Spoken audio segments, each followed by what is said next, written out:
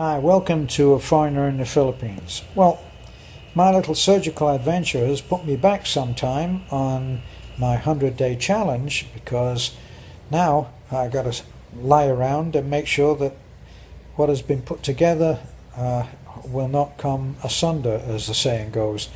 So it doesn't stop me from thinking about the way that mutually held considerations about what can and can't be done don't have a great deal of power on you that you may not realize. And the most famous, I think, group observation, group agreement of what is possible and not possible that was smashed to pieces was the idea that the Greeks had, that the human body was incapable of running faster than a 4-minute mile. It couldn't be done. The Greeks asserted that, and it was accepted until relatively recently, in the last, certainly I think in the last 50 or 60 years. Somebody will correct me on that, I'm sure, but I'm not making any claims on accuracy of dates. But then Roger Bannister came along, and he didn't agree that the 4-minute mile couldn't be broken, and he broke it. And then as soon as he broke it, guess what? Even college kids are breaking that record now. But at the time, it was just, how could he do that? We all know it's impossible to run faster than that. But the human body is just not capable of doing it, is it? But he did. And now, lots of young athletes are doing it. At one time, people used to believe that a boat made of metal, made of iron, would just sink. Well, obviously it would sink. It's just too heavy. Well, it didn't, did it? And I think even now, the scientists are not exactly sure about why it is that a boat displaces its own weight in water, and yet it doesn't, unless it's a submarine, it doesn't actually take up that much space in water, because a lot of it is above the water, yet it displaces it. So it's another mystery that we've learned to get around. But now, on to the idea that we can change the way that our bodies are developing. Now that's what I'm saying, and I'm sure that much cleverer people than I have already proved that that is true. But I didn't read that particular book, so I'm thinking that I can just have it as an opinion. Now, here's the way I think about it. I think, let's say that nowadays it's not impossible, in fact quite often done, of people living to 100 years. They live to 100 years. Now, let's split that down the middle and say the first 50 years are spent advancing, getting faster, getting more knowledgeable, getting stronger, fitter, more adventurous, more experience, more learning. All of these things up to the age of 50 seem to be a natural thing.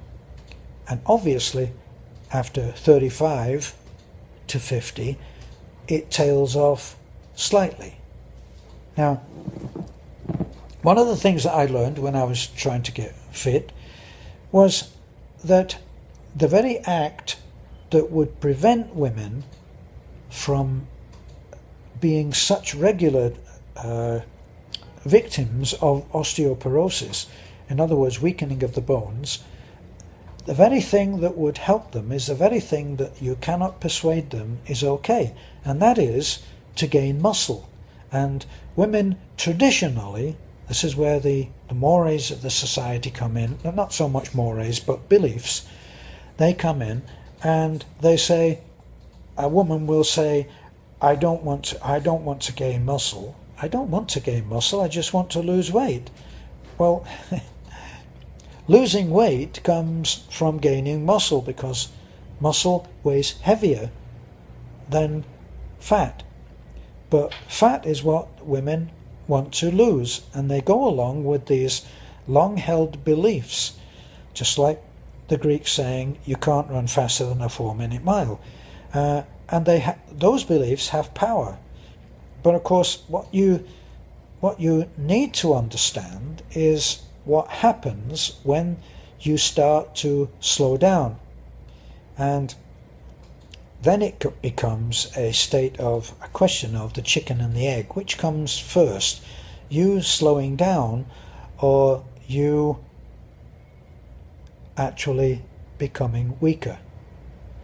So it's a common held belief, and most of us have already gone along with this, and that is, and because of that it's actually happening, but that's the chicken and the egg syndrome. It's actually happening that as you get older, your muscles begin to atrophy. Now, do your muscles begin to atrophy as a natural thing, regardless of how much you use them, how much you use them in an expanding way? For instance, you watch a little child, and it's like they're having trouble staying on the ground. They're bouncing about, jumping about, running here, running there, and their energy seems to be endless. Well, they haven't sort of linked in yet with all of these various that's impossible thoughts, right? So they just keep going, and then when they're too tired, they just go zonk, and they fall asleep. Well, what happens to adults is that they go along, and then gradually, by the sharing of different thoughts and limitations, limiting beliefs, they gradually begin to think that their strength is going to get less. And these beliefs are deeply, firmly entrenched in the way that we think.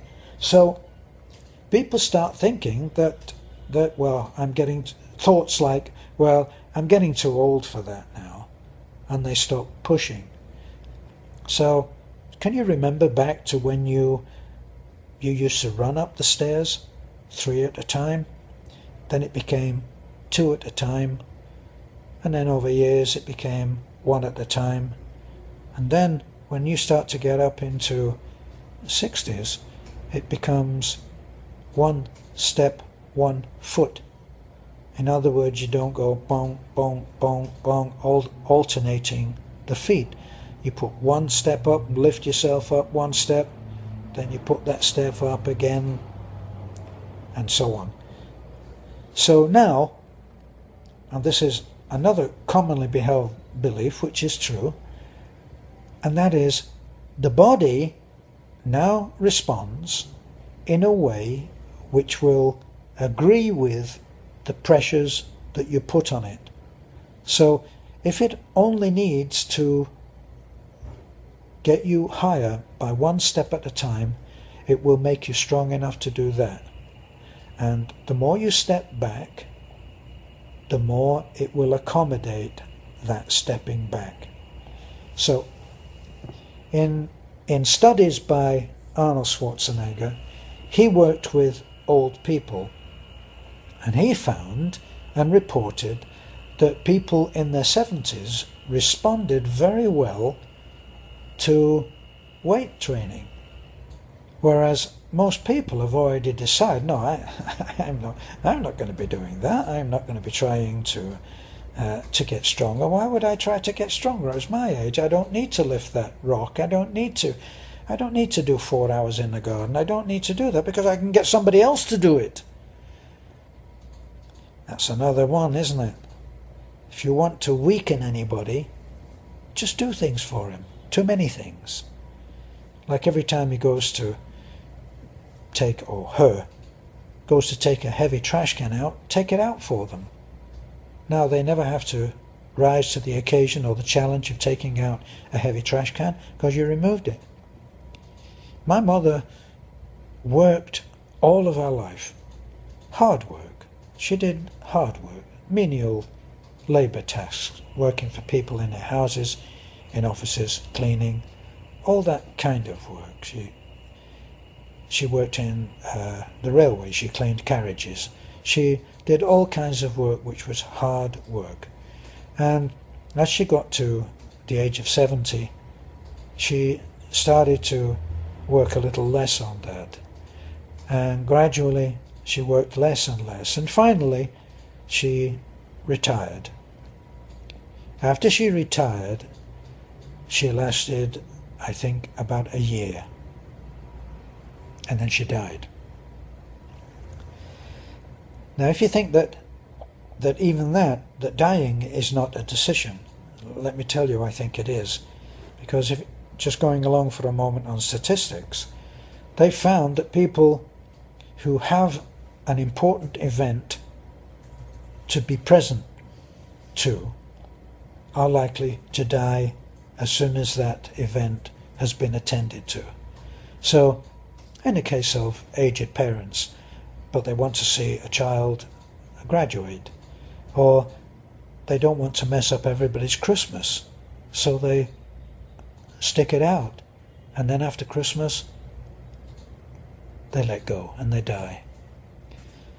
So here's what I think of as the way to approach living long. I think you need to take yourself back to the early times of enjoying exertion and of enjoying doing things just for the sheer pleasure of doing things, of lifting weights for the sheer pleasure of how it feels. Arnold Schwarzenegger, once again, to quote him, said that the feeling that he got from lifting weights was better than sex. It actually produced a physical pleasure feeling in his body, so he really enjoyed it. So be aware that up to the age of 50 you're probably trying your best always, and as I say, after about 40 you start to tail off. You start to be sensible about things. Now you're not going to try to lift everything, you're not going to try to do these things, you're not going to try to I don't know, park at the end of the parking lot so that you have an easy walk or a pleasurable walk. Now you're going to park as close as you can to where the rest of the cars are parked, and park there so you don't have long to walk. And you're not going to worry about eating the wrong food, because, well, you're getting on now, aren't you? Oh boy, watch out for that feeling. You're never too old to keep yourself in good shape, and you should be trying to keep yourself in good shape. And as soon as you find, and sometimes it takes years to actually realize that you're allowing yourself to grow weaker. Well, if you're allowing yourself to grow weaker, better attend to that now. And now can be as early as 40 years old, 50 years old. 50, believe me, you'll start to go up the stairs one at a time. And you won't be running up the stairs.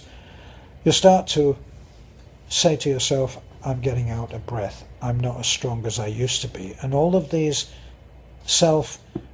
falsely limiting things that you think that you allow to, as I say, drift around in that space that you call your mind, but which nevertheless has an effect on how you perform.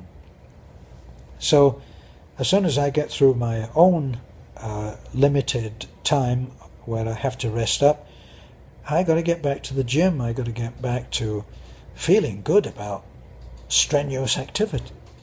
Because strenuous activity, and I've explained this before on my 100-day challenge material, this is what happens. When you put stress, when you put strain on the bones by virtue of your muscles are attached to the bone, to the skeleton, and the more strenuous the exercise that you do, regular exercise, pulling, pushing, and all of that, as you continue to do that, you increase the mass of the bones, because the body responds to less exercise by saying, well, my bones don't need to be that heavy and thick anymore, so I'll lighten up. And that's when osteoporosis comes into play, because the lighter that your bones get, the more likely that you are to experience a broken hip or other such breaks that will come easily if you've allowed yourself to let those bones weaken and become as honeycombs. So it's not, for those who love to sit on the couch and watch television, it's not good news, because you need to actually start to work, and the more that you relax on it, the more you will weaken.